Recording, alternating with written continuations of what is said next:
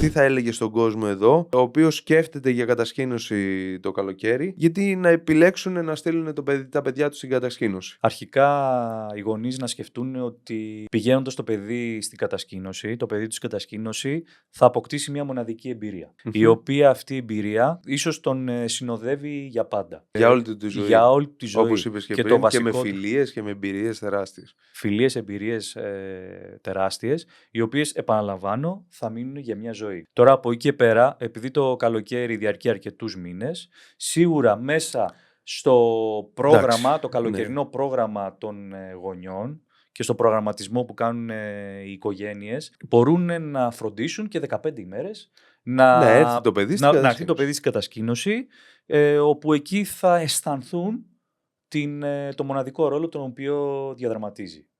Συμφωνώ. Και εγώ θέλοντας έτσι να πω κάτι που το λέω κάθε φορά και στους κατασκηνωτές κατά τη διάρκεια της κατασκήνωσης, ότι πρέπει να είναι συντονισμένοι, να είναι έτοιμοι καθώς το καλοκαίρι πλησιάζει, και έχουμε ετοιμάσει μοναδικές εκπλήξεις. Να μην πούμε καμία εδώ τώρα. Όχι, δεν θα αναφέρουμε κάτι. Όχι, καμία έκπληξη. Όχι, θα το νιώσουν και θα το καταλάβουν. Όποιος έρθει το καλοκαίρι θα το καταλάβει πρώτο χέρι.